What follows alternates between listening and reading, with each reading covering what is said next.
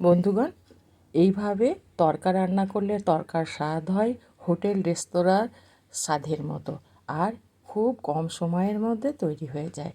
আর এই জন্য আমি 200 গ্রাম তরকা ডালকে সারা রাত ভিজিয়ে রেখেছিলাম। এবার এটাকে আমি ধুয়ে একদম জল পাল্টিয়ে নিয়েছি। এবার এটাকে আমি একটা প্রেসার কুকারে ঢেলে নেব। পুরোটা ঢেলে নিলাম। এবার আমি আবারও একটু জল দিয়ে দেবো। পুরোপুরি ডালগুলোকে আমি একদম জল দিয়ে ঢাকা দিয়ে দেব। এবার এটাকে লাগিয়ে দিয়ে মোটামুটি আমি 4টে সিটি গ্যাস বাড়িয়ে দেব, আর মোটামুটি 3টে সিটি গ্যাস কমিয়ে একদম লোতে করে কমিয়ে দেব। এবার আমার সিটিটা হয়ে গেছে, ওটাকে নামিয়ে রেখেছি। এবার আমি গ্যাসের মধ্যে বসিয়ে দিলাম একটা কড়াই। কড়াইয়ের মধ্যে দিয়ে দেব সাদা তেল, আর ওই তেলের মধ্যে দিয়ে দিলাম 1 চামচ ঘি। ঘিটা দেওয়ার পর তেল আর ঘিটা গরম হলে আমি এখানে দিয়ে দিলাম রসুন। 1 চামচ রসুনকে আমি কুচিয়ে রেখেছিলাম, সেটা রসুন কুচানোটা দিয়ে দিলাম, আর 1 চামচ দিলাম আদা কুচানো। এবার আমি এখানে দিয়ে দেব 4 থেকে 5টা কাঁচা লঙ্কাকে কুচিয়ে নিয়েছিলাম, সেটাকে দিয়ে দিলাম। এবার আমি এগুলোকে ভেজে নেব। এগুলো কিছুক্ষণ ভেজে নেওয়ার পর আমি এখানে দিয়ে দেব পেঁয়াজ। একটা বড় সাইজের পেঁয়াজকে আমি কুচিয়ে রেখেছিলাম, সেটাকে দিয়ে দিলাম। এবার আমি এটাকে ভেজে নেব। যতক্ষণ না পেঁয়াজটা নরম হয়ে যাচ্ছে ততক্ষণ আমি এইভাবে ভেজে যাব। পেঁয়াজটা আমার নরম হয়ে গেছে। এবার আমি এখানে দিয়ে দিলাম টমেটো। একটা মিডিয়াম সাইজের টমেটো আমি কেটে রেখেছিলাম, সেটাকে দিয়ে দিলাম। হ্যাঁ বন্ধুরা, পেঁয়াজের আগে যদি টমেটোটা দেওয়া হয় তাহলে কিন্তু পেঁয়াজটা নরম হবে না, শক্ত হয়ে যাবে। সেই জন্য পেঁয়াজটাকে নরম করে দিয়ে তবে আমি টমেটোটা দিয়েছি। এবার দিয়ে দিলাম অল্প একটু জল। এবার জলটা দেওয়ার পর আমি কিছু মশলার ব্যবহার করব, যার মধ্যে আমি এবার আমি এখানে দিয়ে দেব হলুদের গুঁড়ো। যেহেতু আমি সেদ্ধর সময় কোনো রকম মশলার ব্যবহার করিনি, সেই জন্য দিয়ে দিলাম হলুদের গুঁড়ো পরিমাণ মতো। আর যেহেতু কাঁচা লঙ্কার ব্যবহার করেছি, সেই জন্য শুকনো লঙ্কার গুঁড়োটা একটু কম দিলাম, যেহেতু ঝাল আছে। আর জিরে গুঁড়ো দিয়ে দিলাম, আর দিয়ে দিলাম পরিমাণ মতো ধনে গুঁড়ো।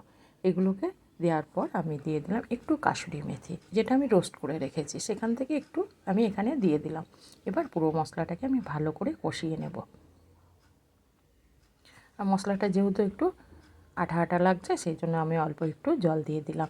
এবার আমি এগুলোকে ভালো করে কষিয়ে নেব। যতক্ষণ না মশলার থেকে তেল ছাড়বে ততক্ষণ কিন্তু এই মশলাটাকে কষাতে হবে। তার জন্য আমি একটু ঢাকা দিয়ে দেব, আর গ্যাসটাকে একদম লোতে করে দেব। এদিকে আমার ডালটা সেদ্ধ হয়ে গেছে, আপনাদের চেক করে আমি দেখিয়ে দিচ্ছি। আবার একটু নেড়ে চেড়ে নেওয়ার পর আপনি চেক করে দেখুন বন্ধুরা, পুরো ডাল আমার একদম সুন্দর সেদ্ধ হয়ে গেছে। অবশ্যই লোতে দিতে ভুলবেন না।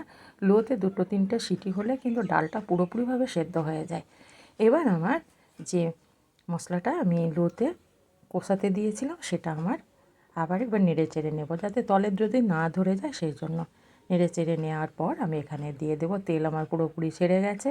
এবার আমি এখানে দিয়ে দিলাম তরকা ডালটাকে দিয়ে দেওয়ার পর আমি আবার নেড়ে চেড়ে নেব মশলার সঙ্গে। কিছুক্ষণ এইভাবে নেড়ে চেড়ে কষিয়ে নেব।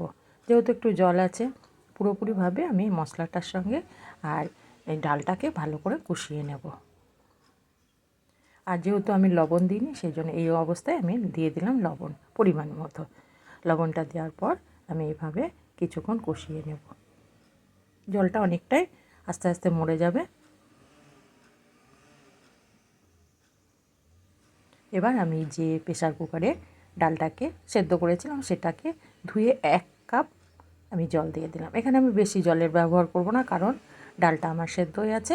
আমি 1 কাপ দিয়ে দিলাম। এবার ঢাকা দিয়ে গ্যাসটা মিডিয়ামে করে আমি রেখে দেব মোটামুটি 5 থেকে 6 মিনিট। 5-6 মিনিট পর আমি ফিরে এলাম। দেখুন বন্ধুরা, জলটা অনেকটাই শুকিয়ে গেছে। এটা আবার নাড়তে নাড়তে কিন্তু অনেকটাই গাঢ় হয়ে যাবে। দেখুন আস্তে আস্তে জলটা কিন্তু কমে আসছে। যেহেতু তরকা কিন্তু পাতলা ভালো লাগে না, একটু গাঢ় গাঢ় বেশি ভালো লাগে। তার আগে আমি এখানে দিয়ে দেব কাসুরি মেথি। এই কাসুরি মেথিটাকে আমি রোস্ট করে রেখেছিলাম মোটামুটি 1 চামচ। সেটাকে হাত দিয়ে ডলে নিয়ে আমি দিয়ে দিলাম। এবার আমি ভালো করে নেড়ে মিশিয়ে নেব।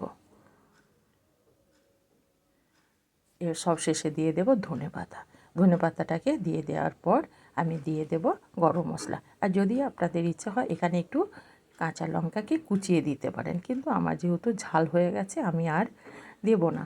যদি আপনাদের ইচ্ছা হয় আপনারা একটু কাঁচা লঙ্কা কুচনো দিয়ে দিতে পারেন, কিন্তু এটাতে ভীষণ ভালো লাগবে খেতে।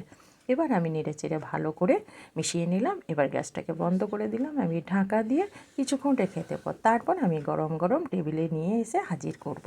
বাই।